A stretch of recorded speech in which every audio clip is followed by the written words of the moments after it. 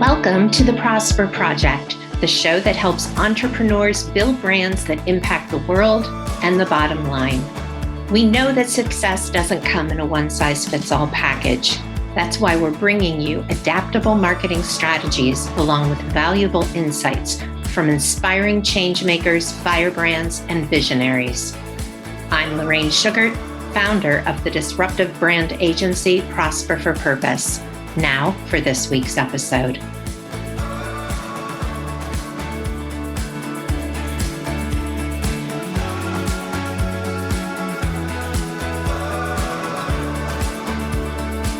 So today, as my guest on the Prosper Project, I have Allyson Chavez.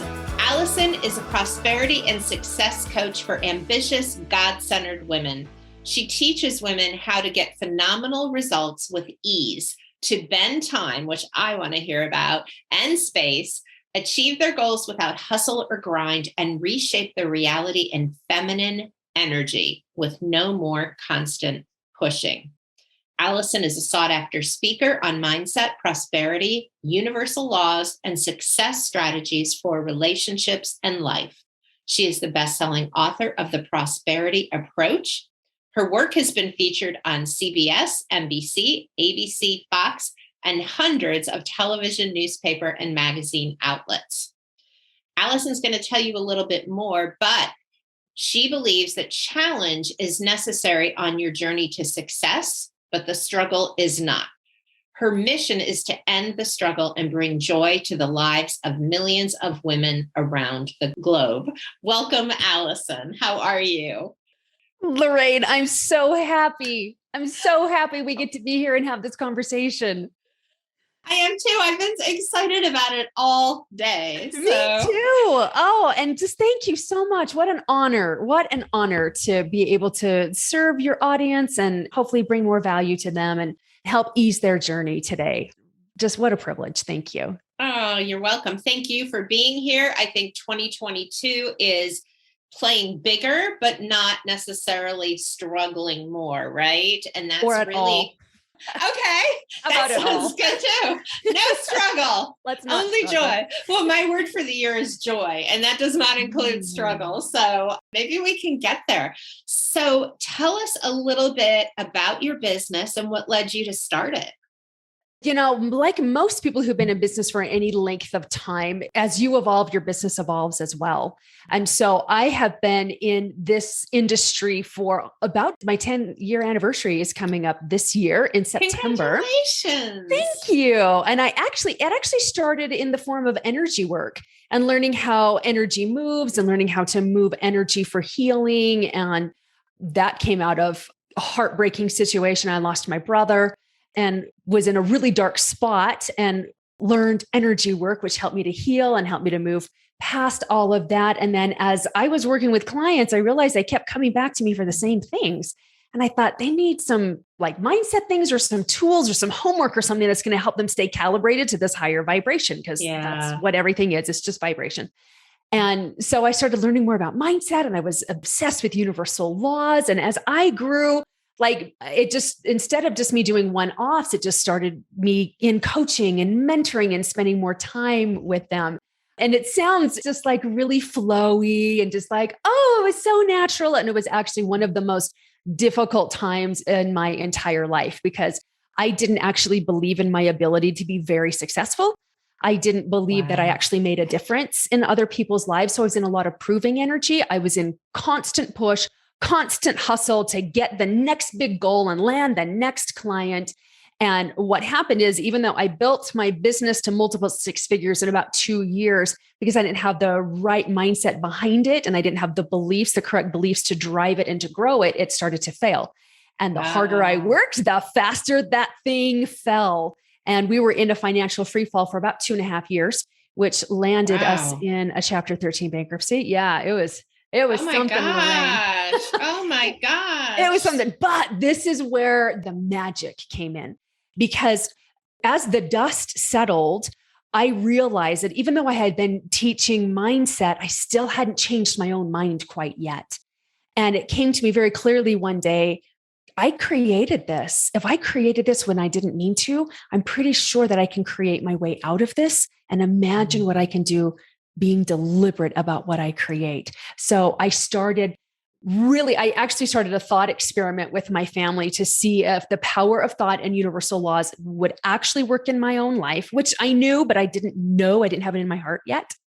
And with that, I learned three things. I learned how to balance feminine and masculine energy and lead with my feminine. I learned how money actually works on a spiritual and energetic and feminine level. And I learned how to stay in the right frame of mind and to change my subconscious beliefs. And when I learned those three things and implemented them, we went from bankruptcy to $232,000 in 6 months. We doubled it in a year. We hit 500,000. We hit almost 1 million last year, and we're going to go to 2 this year. Oh my gosh, that's amazing. Yeah. So I'm on fire to teach that to as many women as possible. Yeah. So that's the transformation that you provide. And where do you typically start with your clients? So if someone comes in and they're having like all these issues in their business, which I would assume sometimes maybe in their personal life as well, if it's related to a way of thinking. Well, everything is related to a way of thinking. And so what I have learned is that prosperity isn't just money. It isn't just wealth, at least not the way I picture prosperity. And I'm pretty sure not the way you picture it either. Yeah, I just heard that. Prosperity is a very particular way of thinking. And it's the way that you experience life that allows you to flourish financially, in your relationships, in your health and your body, and with your relationship with your higher power. That is actual prosperity. It's not just money in the bank.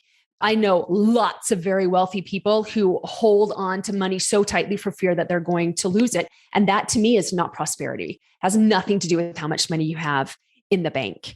And so when you use these principles, you can apply them to any area of your life that feels really important to you to change or to enhance or to like create a completely new reality, because it works with everything. But typically most people come to me at first for money because they think if they can solve their money problem, then everything else will work, which when they solve their thinking problem, then their money problem changes and then everything else works as well. So that's the beauty of it. Mm-hmm. I love that. So talk a little bit, because you alluded to this. And as I told you, sometimes this is the first question I ask, sometimes it's the last, but what does prosperity mean to you? You wrote this book, The Prosperity Approach.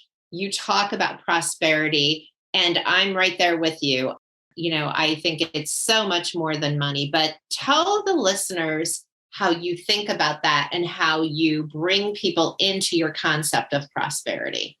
So prosperity is a very particular way of thinking. It's a very particular way of experiencing life and the meanings that you give what happens to you in life that then allows you to flourish in every area of your life, which means it allows you to grow in wealth, in your relationships, in your health and your body image, and with your relationship with your higher power. So I'm about the totality of prosperity.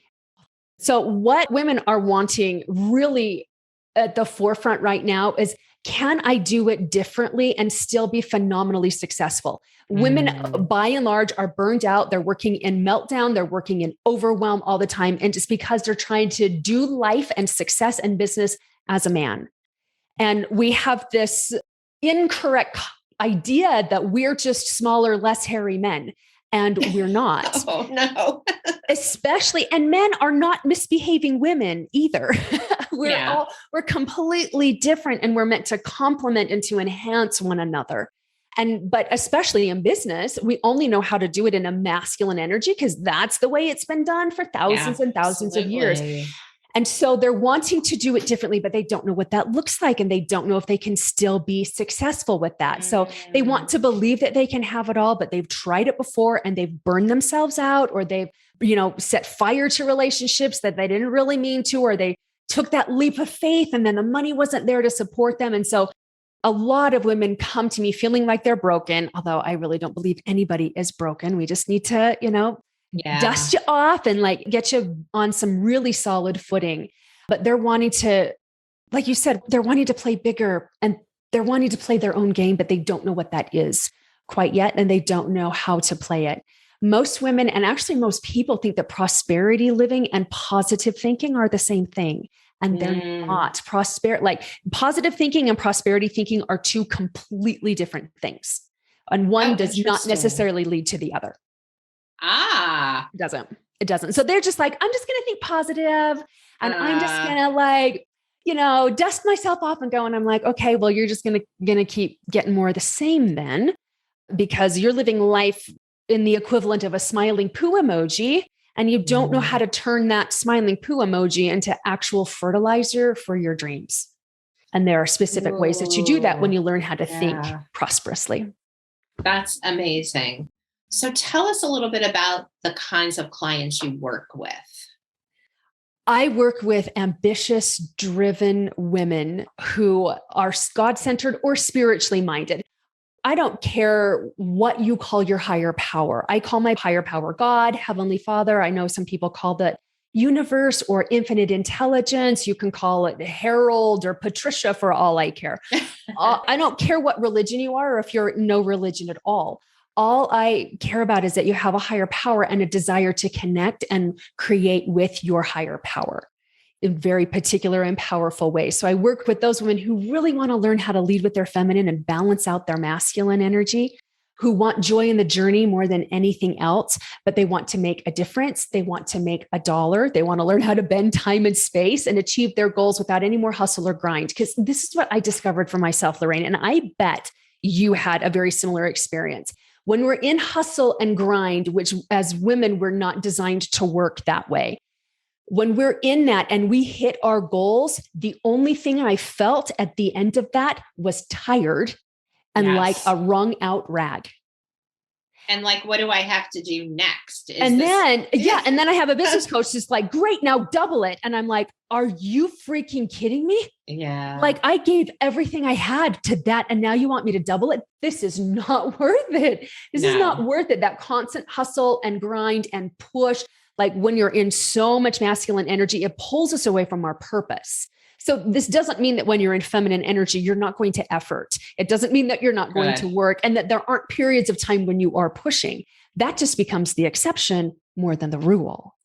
I love that. Tell me a little bit more about feminine energy. I've heard you speak about this before, and I just find it so exciting. Why is it so important that women learn about leading with feminine energy? And what does that look like? Well, it's so important because that's the way we're divinely designed to create. That's our easiest, fastest way to success is in feminine energy and letting masculine support. So there's two creative energies, and this has nothing to do with male and female or gender roles. Every person on the planet has both masculine and feminine energies. Women are designed to lead with their feminine about 70% of the time and be in masculine energy about 30. For men, that's flipped. So what it looks like is the feminine is the being, the masculine is the doing. We ambitious, driven women are dialed into the doing. And my clients more than anything ask, well, how do I be? Like, what does that look like? Tell me what that looks like. I don't know how to be. And I'll do it, right? And yes, just tell me what to do and I'll do it. And I remember because I was there, like, whatever I need to do to change this, I will do it. And then I was like, oh, except no, I'm not going to struggle my way to it anymore. I'm not available for that. I'm not available to hustle or grind. In fact, I have a business coach who I have such high regard for, so much respect for. She is massively successful. And she said once, there are seasons of hustle and there are seasons of grind. And I was like, oh, not in my world. There aren't. There used to be, but there doesn't have to be. Because look at nature. I can only think of one place where grinding is a good thing. And that's not this kind of a podcast is, but no place in nature is grinding a good thing. Right?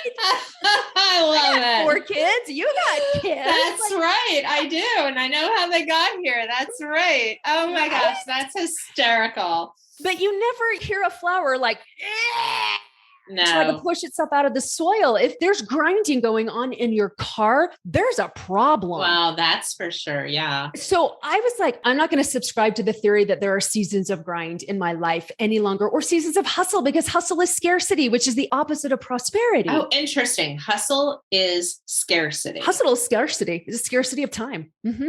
Hurry, worry, hustle, all of those things are connected to scarcity. and it pops you instantly into scarcity, which takes you out of the moment, which takes you out of now, which takes you out of your power to create and gets you in this hurry. And it releases the adrenaline and the fight or flight and the anxiety and all of those hormones. But when you refuse to go into hustle or hurry or worry or any kind of grind, it keeps you connected to your power. And your power is now. It keeps you in the moment, and it keeps you with the easiest way that I can describe to staying in feminine energy is, how do I want to feel? Because the feminine, and ladies, for your female audience that's listening, what you want to feel more than anything is pleasure, because that is feminine. We are built for pleasure. As women, we are built for pleasure. And pleasure has been dismissed and discounted and villainized and demonized for centuries. But if you believe that God or a higher power created your body, we as women have an organ that is designed to do nothing but give us pleasure. Men don't have that, but women do. Pleasure is divine. If you want to bend time and space, you got to get into pleasure, because then you can start playing with time. It's very mind-blowing. I feel like it is. Yeah. So it is. It's mind-blowing, but it's so practical. It's so practical. So how can women then use pleasure as a success tool without that like guilt? Like, we do that to ourselves, right? Yeah. Like, if I'm in pleasure, then I'm feeling guilty because I should be doing something else or feeling a different way. Like, we always have that inner critic telling us that, it's not okay. We have an inner critic, and we also have like 5,000 years of societal conditioning. So we get to be really compassionate with ourselves and understand we've been fed a lie for thousands of years, and it's kind of wired in our DNA. But the way that you get out of guilt, because guilt is like, I did something wrong and I hurt somebody else. And, like all of that, like guilt is this horrible rabbit hole. But to get out of guilt is to understand that you are wired for pleasure. And as you get into pleasure, it actually makes you more productive. Think about it. When you start your day, or if you allow yourself to take a vacation and it's just fun and pleasure and downtime, you come home filled with ideas. You come home focused. You get things done in a fraction of the amount of time that it would have taken you if you're just pushing and like, no, I got to get this done and I got to do it by this deadline, and like all of those things. Pleasure actually allows a woman to focus. It allows her to have those divine downloads or those really great ideas to come to her. Like, I felt like I was reaching into my soul and ripping something out of my soul. I'm like, I got to find an idea. I got to write copy. I got to teach my clients something. What am I going to do? And it was awful. But when you're in pleasure, and it's just simple pleasure, like we don't have to take off 2 weeks in order to get to pleasure. My goal is pleasure 3 times a day. And it's starting in pleasure, because that flavors your entire day. But if you start with checking your email or checking your Voxer or going right into work mode, you're immediately in masculine. So what's your morning routine? If we're starting in pleasure, everybody's talking about morning routines and starting the day off the right way. I want to know how Allyson starts her day. Okay, let me preface that with this, because that's such a beautiful question. Driven women will try to do morning routine in a masculine way. And very quickly, they feel overwhelmed and no purpose to it, because it's a checkbox thing. All right, Allyson said she does this, this, and this. I'm going to do that. Check, check, check, check. Why am I still tired? Why am I still overwhelmed? Why am I not happy? Because you cannot do a feminine activity, which is what morning routine is, in masculine energy and get to feminine. Okay, so I want to preface it with that. And the way that you get out of the checkbox mentality is, what do I want to feel by the end of this? It's your intention. What do I want to connect to? So right now, especially like at the beginning of the year, I'm all about connecting to creativity, connecting to possibilities. And it can be really, really simple. It can be connecting to feeling satisfied, to feeling comforted, to feeling calm, to stilling my mind. So it's my intention. All right, what do I want to connect with today? Flow is always on my list of things that I want to connect to. That's feminine. That is feminine. Flow is feminine. So if we put it into, and I promise I'm going to tell you what my routine is in just a second. Feminine is the river. Masculine is the river banks. If we just have river with no structure of the river, we have no direction, we have no power, and the river just goes everywhere and it doesn't bless anybody. If we only have the riverbanks, we lose the whole purpose really quickly if there's no river. Right. Like, why did I even build this? Like, what's the purpose in this? See, when we're masculine too long and we've let go of our purpose, then it's like nothing has meaning. Nothing lights us up if we're in too much masculine. All right. But if we're in too much feminine, then we don't have a direction. So we need both of them together to be very powerful. So when I start out my day, I have 3 things that are important to me that I cover: read, write, meditate, move. And it doesn't matter the order in which I do them. But my whole goal is to connect to flow. It's to connect to creativity. It's to connect to being more than doing. And so whichever one feels funnest to me, I'm going to do. Now, when I talk about reading, it's something that fills my soul. So that can be scripture, that can be a personal development book, but it's very like, for me, it has to be a feminine book. So it's what's going to connect me to God, connect you to my higher power, not this is a really great strategy. I got to use this today. Yeah, there you go. So I'm very particular about that. So I'll spend a few minutes in reading. Writing is my journal, and I always start in gratitude. That is such a powerful, like, you can create worlds with gratitude, with the energy of gratitude. And you really do. So those things that are working in my life that I'm really grateful for, and the things that aren't working in my life, and the blessings that I can already see that are happening because of the things that aren't working. So it's gratitude for things big and small and everything in between. And then what I feel for this day. I feel excited about this day. I feel flirty about this day. That's also very feminine. I feel playful about this day. And the trick to this is I'm not writing it because I'm necessarily feeling it.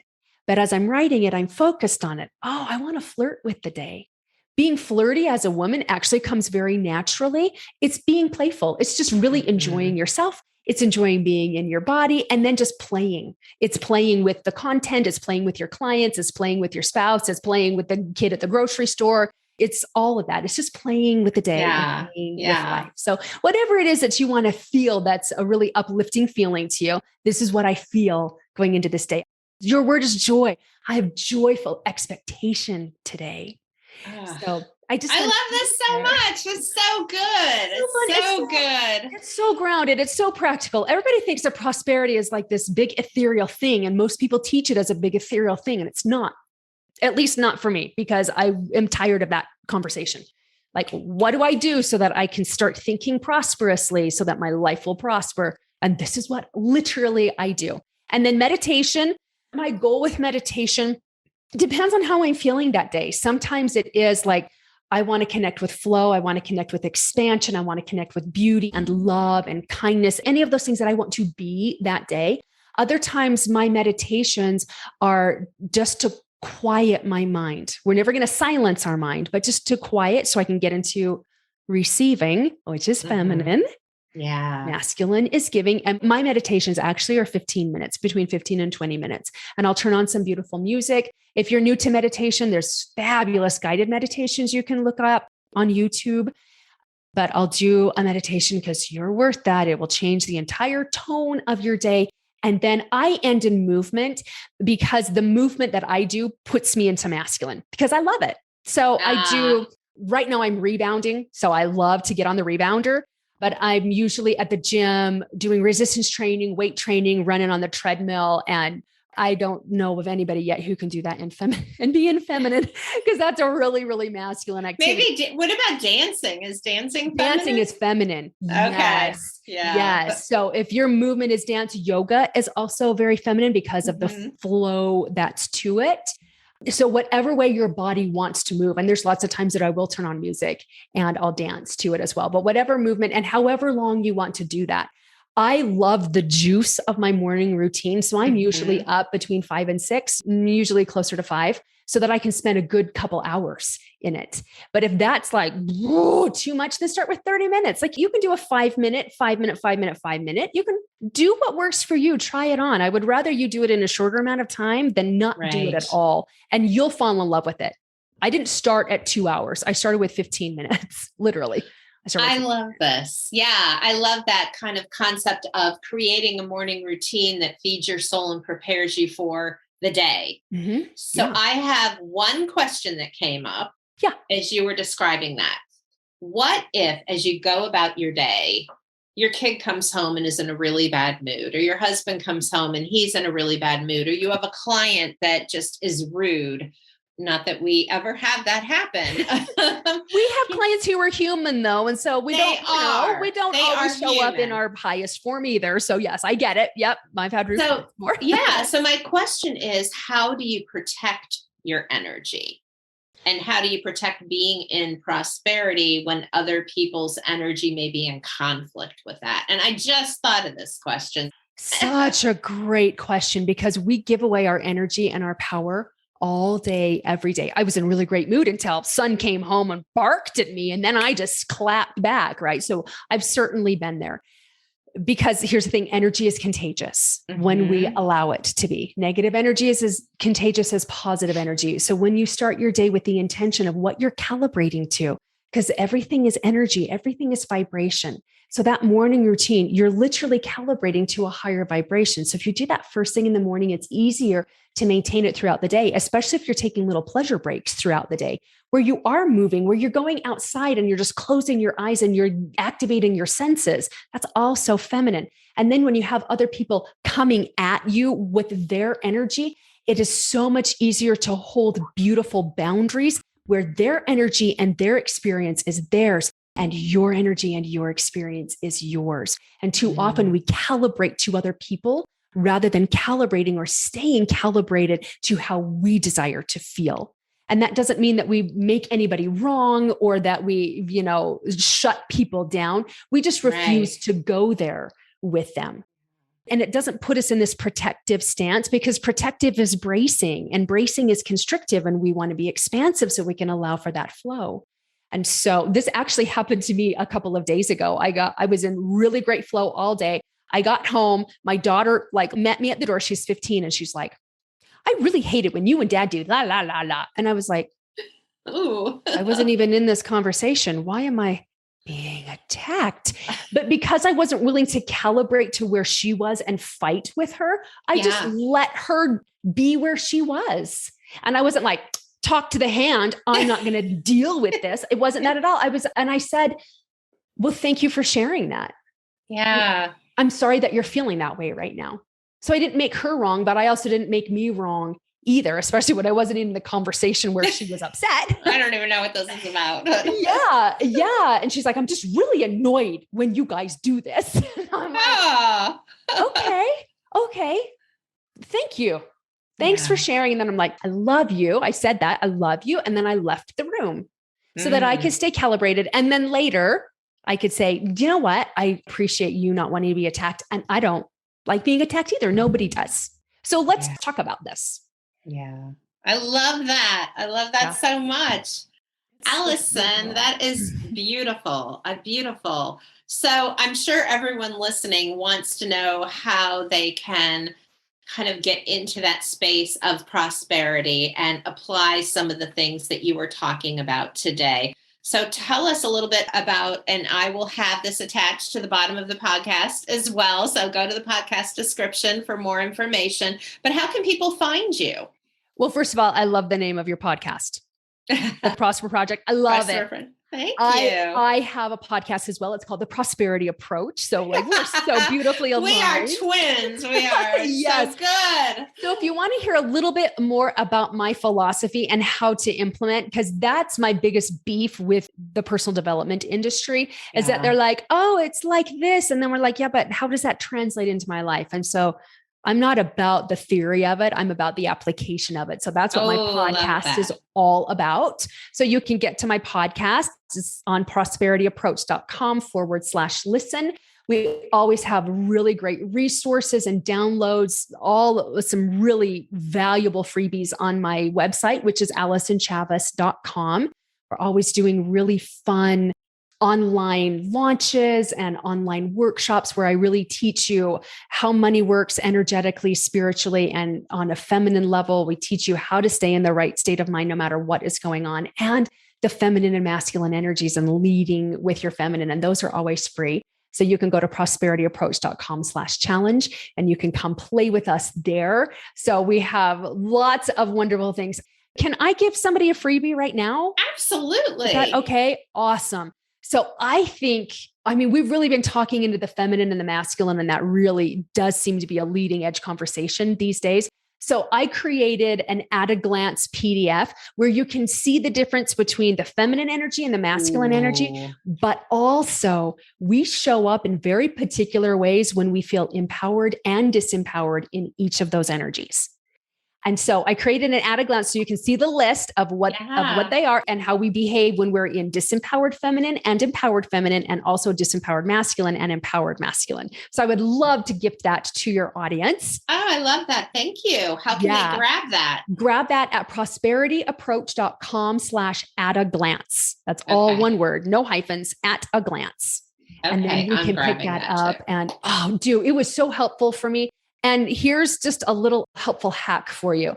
You're going to get into self-criticism pretty quickly, because as women, that's what we do. And so this is nothing more than to be a baseline, because you're going to see yourself in lots of different disempowered ways, but you're also going to see yourself in empowered ways as well.